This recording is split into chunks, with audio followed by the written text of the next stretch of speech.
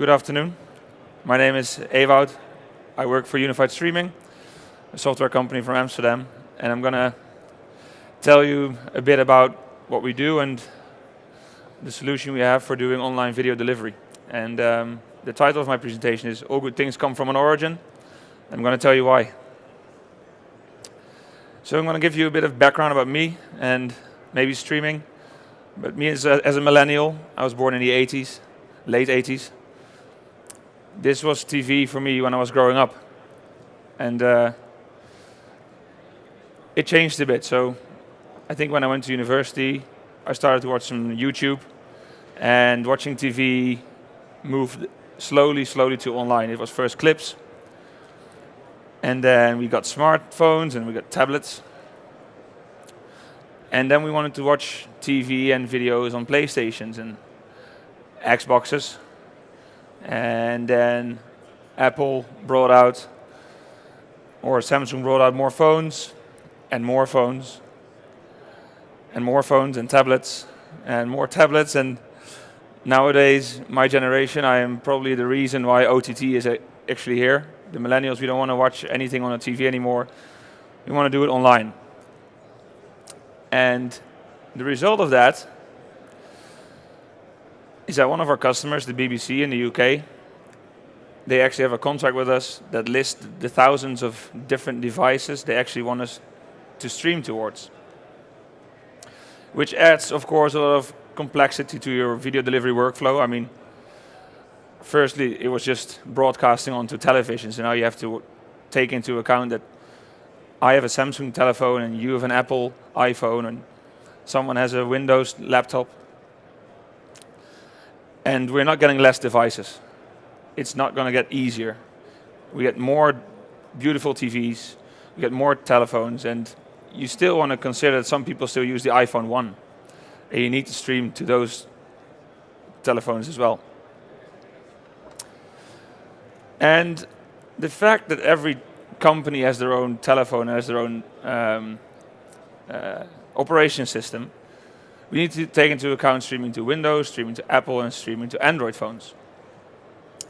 And if that is not complex enough, take into account we have thousands of devices, 3 different or multiple software systems to control them.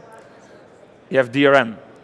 And DRM means that I'm allowed to watch certain content. For example, if you don't pay anything to Netflix, they don't let you watch their content. I do, I get a DRM key, but every DRM is different for every native device, for every player, for every whatever. So it just adds and adds and adds into complexity. And this impacts your workflow. It's complex to prepare every video you have for every device. If I have Die Hard in my library and I want to have it streamed to every device, I need to take into account that every time the playout format is different. Imagine creating copies for everything. The scalability, everything in your workflow will be slow and will be very big. I mean, your storage will be huge. And the time to market also is very slow. I will give you an example. If you have one video that you want to stream to one device, it's very easy. You just create one copy. But if it's 20 devices, you have to create 20 different copies. And if then, for example, a new TV comes out and you want to make sure that the movie looks good on every TV, you need to not change one video, you need to change them all. And this impacts the resource you have, the people that have to create the copies, the software that creates the copies, and of course the storage you have to keep the copies in. And most of all, it's just a pain in the ass. I'm sorry if I said it on television, but it is. And I'm just trying to create a very dark and grim image for you guys. It's not getting easier. We're going to add HD streaming. We're going to do personalized streams. A colleague of mine presenting our personalized streaming solution at MUX last year. And this is a press release of us recently. There's more. There's more devices coming. There's more playout formats coming. There's more storage formats coming. So it's getting more and more and more and more complex. So I just created an image of static packaging, and I'm going to explain what it is. If you have an encoded file, for example, again, if it's Star Wars, or I always say Die Hard because I love the movie. And if you want to stream it to my telephone, you need to create a file copy. If you're going to stream it to your laptop, create another file copy, and so on, and so on, and so on. You can use our unified packager for that, but I say all good things come from an origin, so we have the red product, the unified origin, that does dynamic packaging. And what that means is you just have one file. We use fragmented MP4 for that. And once a request comes in by my device, a player tells our software, Ewout is going to want to watch Die Hard on an Android phone, so please give him the MPEG-copy. But if you want to watch it on your iPad, the origin gets a message.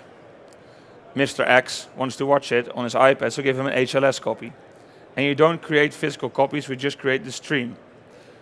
So it does cut a lot of storage costs, and it's also flexible. And then I'm going to show you what it then does. So for a smart device, you create copy A. For a set-top box, you create copy B. And for a Mac, copy C. I'm adding another device. I'm adding more storage, which is costly. I don't know the details, but if you want to, for example, put all your storage in S3, Amazon, which is used a lot, then I think we can all agree it's better to keep one file there than 4 files. So what have we done? We've created the origin primate transformer. It's unified origin, and it basically transforms the copy you have in storage into the playout format that is needed for my device. And this is the simple example I just showed you now. Every device gets a stream, another copy, and if you want to add another device, you don't add another copy, you add another stream. It's only on request, and you keep only the one file in storage. So now I just described what it does to files if you have a library, but it also works for your live streaming.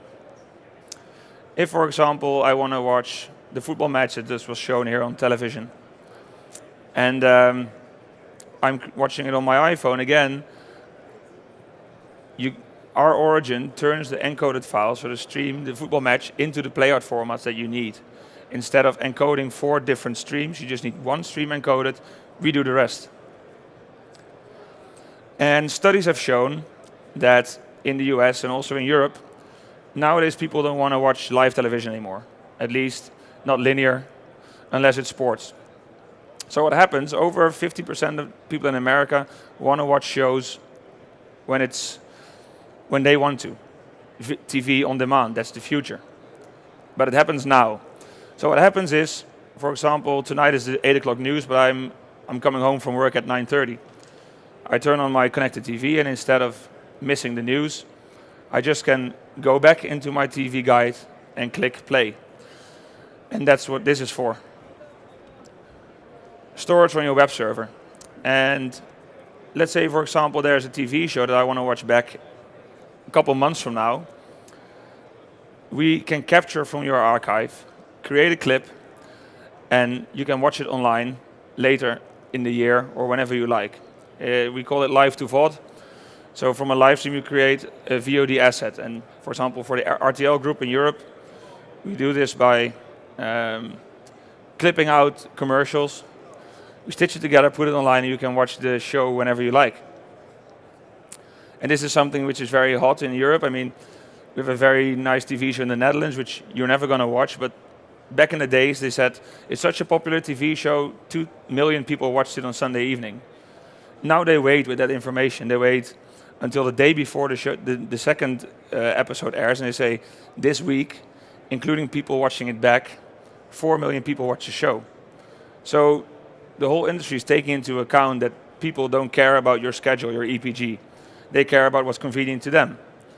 And using either the archive on your origin or the unified capture to create the clips, you can watch back the content whenever you like. And because the unified capture clips from the actual source into storage, you don't have to do any extra encoding anymore.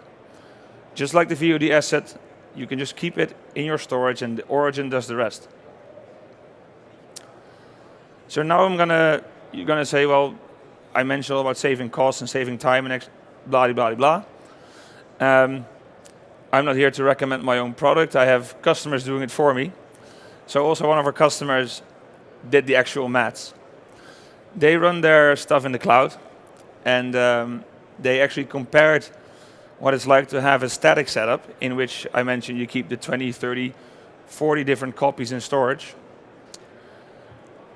And it will cost you, and they had a huge library, so maybe if you have a small library, the costs are less, but it's still, they said it costs us 900,000 euros a year to run this service.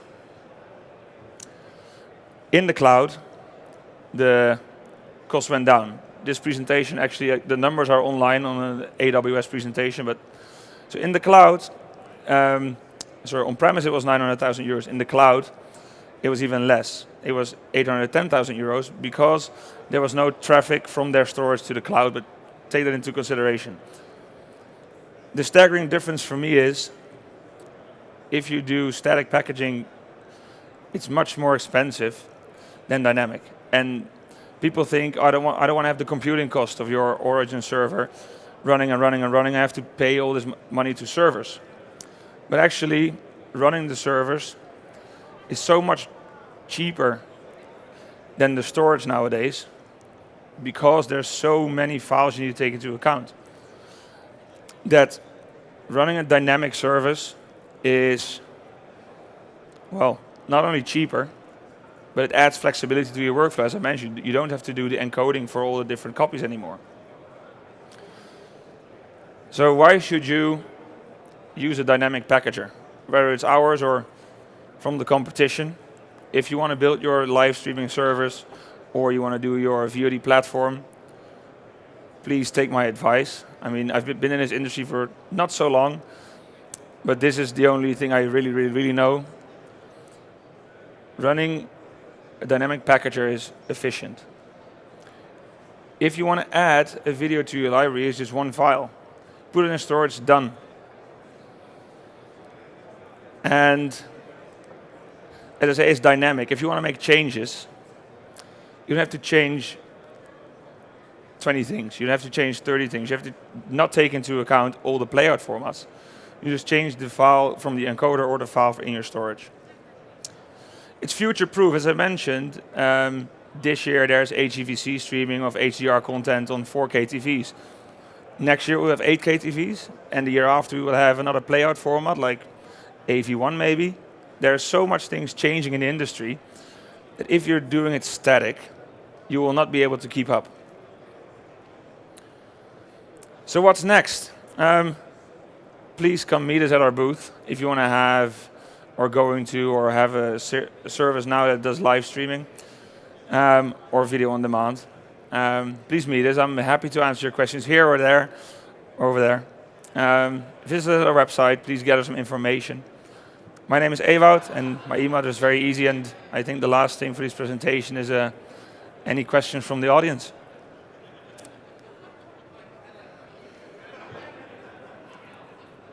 No? I think I'm going to be a teacher, I guess, if I explained it so well. Well, thank you guys for your attention, and have a great show.